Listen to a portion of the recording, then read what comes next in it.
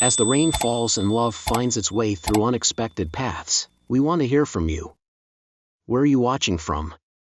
Drop your city or country in the comments below. We love seeing how far our stories travel. And if you don't want to miss the next heart-stopping romance, hit that subscribe button and turn on the notification bell. Tomorrow, a brand new story awaits, one filled with secrets, passion, and a twist you won't see coming. See you in the next chapter. Emma Carter's disbelief in love. Emma Carter had learned the hard way that love was nothing more than a beautifully crafted illusion. It was something people swore by, something they built their lives around, but in the end, it always seemed to leave behind nothing but broken hearts and empty promises. She had seen it firsthand. Her mother had once believed in love, deep, unwavering love. The kind you read about in novels. The kind that made you think forever was real. But forever didn't exist, at least not for her. When Emma was just 10 years old, her father walked out the door, promising to return. He never did. Days turned into weeks, weeks into months, and eventually, her mother stopped waiting by the window. She stopped checking the phone. She stopped smiling. Love had stolen something from her, something she never got back. Emma grew up watching the way love could break a person. She saw how it could drain the light from someone's eyes, how it could turn hope into regret. She told herself she would never be like that. She would never give someone the power to destroy her. By the time she reached her late 20s, she had crafted a life that was simple, predictable, and entirely under her control. She worked at a small but cozy cafe in downtown New York, pouring lattes and serving pastries to customers who came and went, just as people always did. It was enough for her. Stability, independence, and the certainty that no one could hurt her if she never let them in. Her best friend, Lily, used to tease her about it. "Emma, you're going to die alone with a house full of cats," she'd say with a dramatic sigh. And not even the cute ones, like the angry, judgmental ones that knock things off the counter for no reason. Emma would always laugh, shaking her head. "Better than dealing with heartbreak," she'd reply. She wasn't being dramatic. She had watched Lily fall in love once, head over heels, believing in fairy tales and forever. And she had also watched her fall apart when reality crushed her. It had been a painful, messy breakup, the kind that left you questioning everything you thought you knew about a person. The kind that made you wonder if love was ever real in the first place. After that, Emma was even more certain, love was not for her. She had no interest in romance, no desire for grand gestures or whispered promises. She was happy keeping people at arm's length, avoiding anything that could make her feel too much. Love was a game, and she refused to play. But life had a funny way of challenging the rules we set for ourselves. Because one rainy night, everything changed. A sleek black car pulled up beside her, a deep voice called her name, and in a single moment, the walls she had so carefully built around herself began to crack. Emma didn't believe in love. But she was about to discover that love didn't care whether she believed in it or not. An unexpected meeting with Nathaniel Hayes. The night the rain fell hardest, Emma Carter was just trying to get home. She had just finished her shift at the cafe, her hoodie pulled tight around her face as she balanced 2 takeout bags in her arms. The air was thick with the scent of wet pavement, the streets shimmering under the glow of city lights. She muttered a curse under her breath as she stepped onto the sidewalk, the cold seeping through her sneakers. That was when the black car pulled up beside her. It was sleek, polished, the kind of car that didn't belong in this part of town. The window rolled down smoothly, and before she could react, a deep, commanding voice cut through the sound of raindrops. "Get in." Emma froze. Her grip on the bags tightened as she took an instinctive step back. Inside the car, a man sat in the driver's seat, his face partially shadowed by the dim streetlights. Sharp jawline. Piercing eyes. An air of authority that sent an unexpected chill down her spine. "Excuse me," she said, her voice edged with caution. The man's gaze never wavered. "Don't do this. I know who you are." A sharp pang of unease twisted in her chest. "Who the hell is this guy?" "I think you have the wrong person," she said firmly, taking another step back. But the man didn't look convinced. He exhaled slowly, his fingers tapping once against the steering wheel. He studied her for a long moment before murmuring, almost to himself, "You really don't remember." Emma didn't know whether to be unnerved or pissed off. "Look, I don't know what kind of game you think you're playing, but you look just like her." Her breath caught. "Like who?" The hesitation in his voice, the way his expression flickered between certainty and something else, something raw, made her pulse quicken. The man hesitated, as if weighing his words carefully. Then, quietly, he said, "Someone I lost." Silence stretched between them. The rain pattered against the roof of the car, filling the heavy space between them. Emma should have walked away. She should have turned on her heel and disappeared into the night. But something about the way he looked at her, like she was a ghost, a second chance, made her pause. Against all reason, she opened the car door and slid inside. The door clicked shut. The world outside blurred as the car moved smoothly through the wet streets, the rhythmic hum of the engine filling the silence between them. Emma clenched her fingers around the strap of her bag, trying to steady her breath. She didn't know this man. She didn't know what he wanted. And yet, deep down, she knew one thing for certain. Nathaniel Hayes wasn't letting her go. A connection neither can ignore. The silence in the car was suffocating. The rain tapped against the windows in a steady rhythm, but inside, the air was thick with tension. Emma Carter sat rigidly in her seat, her pulse hammering in her ears. She had no idea why she had agreed to get into the car with a man she didn't know, a man who clearly believed she was someone else. Nathaniel Hayes. The name carried weight, even to someone like her, someone who didn't care about the world of wealth and power. Billionaire investor, ruthless businessman, the kind of man who never searched for anything because everything he wanted was already his. And yet, he had stopped for her. She could feel his gaze on her, studying her, as if she were some unsolved mystery. "Where are we going?" she asked, forcing her voice to stay steady. Nathaniel didn't answer right away. Instead, he kept his hands firmly on the wheel, his jaw tight. "Somewhere quiet." Emma swallowed hard. That wasn't exactly reassuring. "Look," she started, shifting uncomfortably, "I don't know what you think is happening here, but I'm not." "You move like her," he interrupted, his voice quiet but certain. "You even speak like her." Emma turned to him, frowning. "That's impossible." Nathaniel's grip on the wheel tightened. "And yet, here you are." A strange chill ran down her spine. The weight of his words, the conviction in his voice, it unsettled her in a way she couldn't explain. The car slowed, pulling up to the entrance of a towering high-rise, its glass exterior gleaming against the stormy night. A doorman rushed forward, opening the door before Emma could even reach for the handle. Nathaniel stepped out first, then turned, offering his hand to her. She hesitated. She could still walk away. She could turn around, step back into the rain, and pretend this night had never happened. But something in his expression, something raw, something almost haunted, held her in place. Reluctantly, she reached out.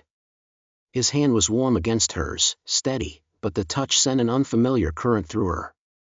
The moment she was on her feet, she pulled away, ignoring the way he silently observed her. Inside, the building was even more extravagant than she had imagined. The floors gleamed under golden lighting, a massive chandelier hanging overhead like something out of a palace.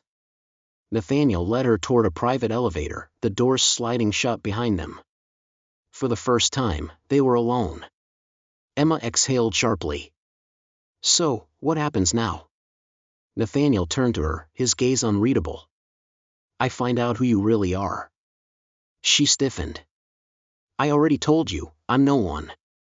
His expression didn't change, but something flickered in his eyes. "That's not true." Before she could respond, the elevator doors slid open, revealing a sprawling penthouse with floor-to-ceiling windows overlooking the city. A fireplace crackled softly in the distance, casting shadows against sleek, modern furniture. It was the kind of luxury Emma had only ever seen in magazines. She walked inside cautiously, feeling the plush rug beneath her worn sneakers. Everything about this felt surreal. Nathaniel shrugged off his coat, tossing it onto a nearby chair. Then, he turned to her. "Would you like a drink?" She shook her head. "No. I just want to get this over with." He studied her for a long moment before nodding. "Fair enough." He gestured toward the chair across from him. "Sit." Emma hesitated, then slowly lowered herself into the plush seat. Nathaniel took the one across from her, his posture relaxed, but his focus razor-sharp. "Tell me about yourself." She folded her arms. "Why?" "So I can compare you to her." He didn't even try to deny it. Emma let out a humorless laugh. "Understand what? That sometimes people look alike? That's hardly a mystery." Nathaniel's jaw tightened. "It's more than that." "Then explain it to me," she challenged, leaning forward. "Because from where I'm sitting, it seems like you're chasing a ghost." His expression darkened, and for the first time, she saw something raw beneath the surface. Nathaniel Hayes wasn't just a man used to getting what he wanted. He was a man who had lost something. A long silence stretched between them before he finally spoke. Her name was Lauren. Emma's breath hitched. He had said it with such weight, such quiet devastation, that it sent an unexpected chill through her. Nathaniel exhaled slowly, as if forcing himself to choose his words carefully. "She was everything to me."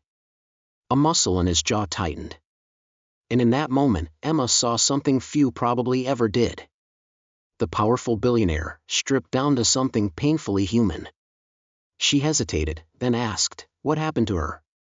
Nathaniel held her gaze, but he didn't answer right away. Then, finally, he said, "She died." The words landed between them like a stone sinking into deep water, pulling everything down with it. The finality of it pressed against Emma's chest, heavy and unshakable. "I'm sorry," she murmured. He gave a small nod, acknowledging the sentiment without lingering on it. "It was a long time ago." She hesitated. Then, quietly, she said, "And you think I look like her?" Nathaniel's eyes darkened. "Not just look like her," he said. "You feel like her." Emma swallowed hard. Whatever this was, it had just become much more complicated. Emma struggled between fear and desire. Emma didn't know why she was still there. She should have walked away the second Nathaniel Hayes told her she felt like the woman he had lost. She should have laughed, called him insane, and stormed out of his penthouse without looking back. And yet, she hadn't. Instead, she found herself sitting across from him, the city skyline stretching behind him like something out of a dream, her pulse still uneven from the weight of his words. "Not just look like her. You feel like her." The way he had said it, the certainty in his voice, it unnerved her. She wasn't Lauren. She wasn't some ghost from his past. And yet, Nathaniel was looking at her like she was an answer to a question he'd spent years asking. Emma swallowed, forcing herself to break the silence. "You don't even know me." Nathaniel tilted his head slightly, watching her with quiet intensity. "Then let me." The words sent a ripple of unease through her. Not because she was afraid of him. No, Nathaniel Hayes didn't scare her. What scared her was how much she wanted to let him in. Emma had spent years keeping people at arm's length, convincing herself that love was nothing more than a beautifully packaged lie. But Nathaniel, he made her doubt that. He made her feel things she wasn't supposed to feel. And that was dangerous. She needed to leave. She opened her mouth to say something, anything that would break whatever spell had settled between them, but before she could, the sharp chime of a phone echoed through the penthouse. Nathaniel barely glanced at it before muttering a curse under his breath. "I have to take this." Emma exhaled, relieved for the distraction. She needed space. She needed air. She rose from her chair and wandered toward the massive windows, staring out at the glittering city below. Somewhere out there was her real life, her small apartment, her job at the cafe, her world where things made sense. But none of that felt real anymore. Minutes passed. Nathaniel's voice was low and controlled as he spoke on the phone, but she could hear the tension in it. Something was wrong. When he finally hung up, his expression was unreadable. I have to leave town for a few days. Emma turned to him, forcing herself to sound indifferent. Work? He nodded. It's important. Of course, it was. Men like Nathaniel Hayes didn't get to where they were without making sacrifices. She folded her arms. Then you should go. He hesitated, as if weighing his next words carefully. I don't want to leave you here alone. Emma let out a dry laugh. I'm not your responsibility, Nathaniel. His jaw tightened, but he didn't argue. Instead, he took a step closer, his presence filling the space between them. Stay. Her heart stuttered. He wasn't asking. He was telling her. She should say no. She should walk away before this became something she couldn't undo. But instead, she whispered, Why? Nathaniel's eyes darkened. Because I don't want to lose you, too. The words hit her harder than she expected. She forced herself to look away. You haven't lost me. Not yet. But she knew if she stayed, it would be impossible to leave. That night, she barely slept. She lay in the guest room Nathaniel had given her, staring at the ceiling, listening to the faint sound of the rain against the glass. By morning, she had made up her mind. She couldn't do this. She had spent years building walls around herself, convincing herself that love wasn't real. If she let herself believe, even for a second, that Nathaniel Hayes could be different, she'd never recover when it all came crashing down. Before the sun had fully risen, she packed a small bag. She didn't have much, just the essentials. She told herself it wasn't running. It was survival. She reached for the door. And then it flew open. Nathaniel stood there, slightly disheveled, as if he had rushed back. His eyes locked onto hers, his gaze sharp, intense, unrelenting. His voice was rough around the edges when he finally spoke. Were you going to leave without saying goodbye? Emma's throat tightened.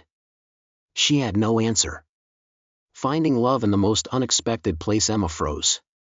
Nathaniel stood in the doorway, his dark eyes locked onto hers, his breathing uneven, as if he had been running.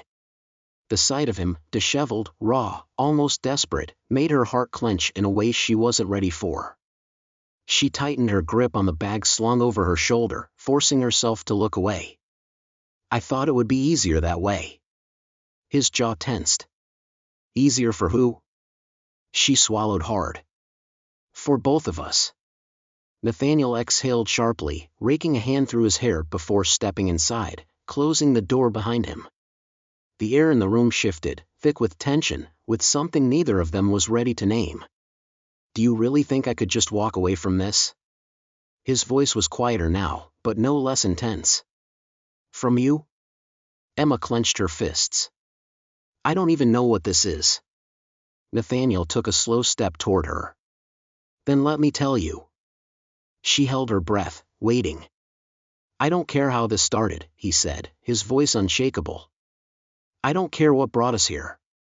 All I know is that I don't want a life without you in it. Something cracked inside her. Something she had spent years keeping buried. Nathaniel, she whispered his name like it was a warning, like she was on the edge of something she couldn't take back. I love you. The words were unguarded, raw, filled with a certainty that made her chest tighten. And I'm not letting you walk away. Tears burned at the edges of her vision. She had spent so long believing she wasn't meant for love. That she wasn't someone worth staying for. But here he was, standing in front of her, telling her he wasn't going anywhere. She exhaled a shaky breath. I don't know how to do this. Nathaniel's lips curved slightly, his thumb brushing against her cheek. Then we'll figure it out together. And just like that, the last of her defenses crumbled. She surged forward, crashing into him, her arms wrapping tightly around his neck. Nathaniel caught her instantly, holding her close, his embrace fierce, unyielding, as if he had been waiting for this moment just as long as she had. She wasn't running anymore. The wedding was small, intimate, despite Nathaniel's status. He had insisted on something private, something just for them. Emma stood on the balcony of their villa, the warm breeze rustling through the soft fabric of her gown. Her fingers intertwined with his as they watched the sun dip below the horizon, painting the sky in hues of gold and crimson. She turned to him, her heart full in a way she had never known before. "I never thought I'd have this," she whispered. Nathaniel pressed a gentle kiss to her forehead, his voice a quiet promise. "You have me. Always." And for the first time in her life, Emma believed it.